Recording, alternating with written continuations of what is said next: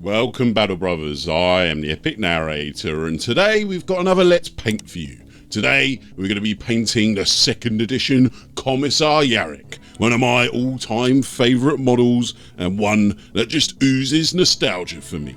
By the end of the video I'm hoping to prove that you don't need expensive Citadel paints and you don't need several decades to paint your models up to a half-decent standard. Let's crack on, shall we?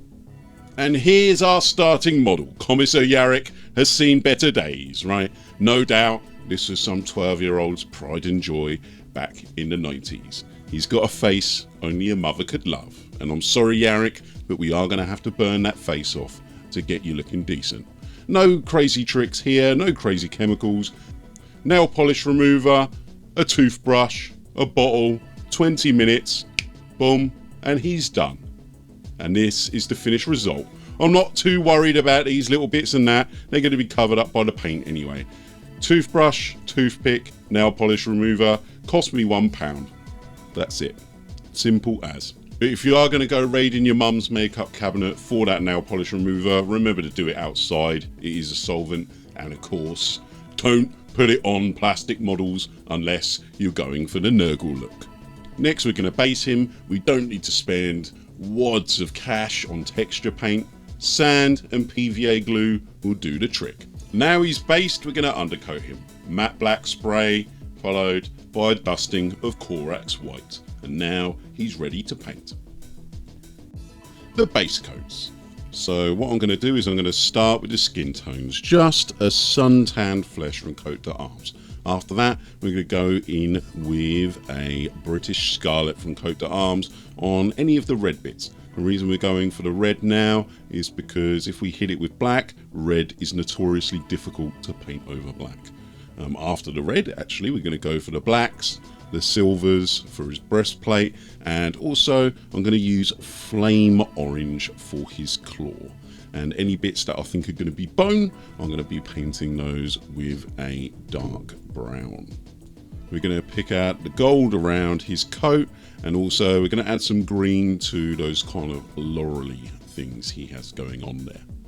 And here he is with his base coat finished. I mean, wow, just look at that. Doesn't that bring back some memories? I'm sure that the older members watching have seen plenty of model that looks like this. Very, very bright, bold 2nd edition colours, especially with that orange crab claw there. Now, the next stage, we're going to add some washes, and now those washes are really going to bring him to life. So, I know the fashion now is to douse everything in Agrak Surf Shade or Nuln Oil, but I find that if we do that, it makes the model feel a little bit muddy for me. So what I'm going to do is I'm going to go red wash for anything that's red, obviously. Black, going to be using coat to arms black wash, and because it's got a natural sheen, and I'm going to keep layering that up because I want him to look like he's got a kind of leather coat on.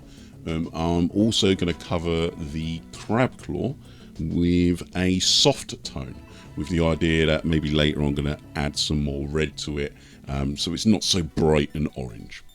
And here he is with those washes added. Now I'm sure you'd agree he's pretty much battle ready now.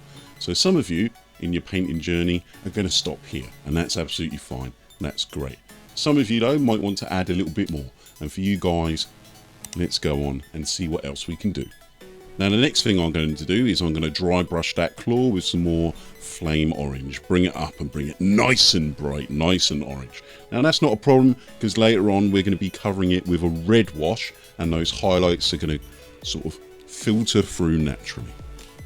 So here he is with just that base coat added in again. Now what you can see here is it's acting as a first layer of highlight.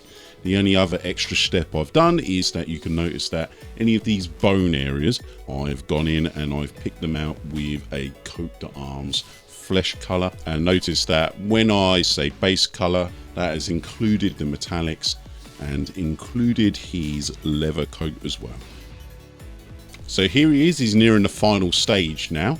I've already painted his base and I've sort of tried to drag some of that mud up on his coat and on his shoes, just because I don't like my models looking super pristine. I like them to look a little bit lived in. I've also covered that crab claw there with a coat of red wash because it was just too orange for me.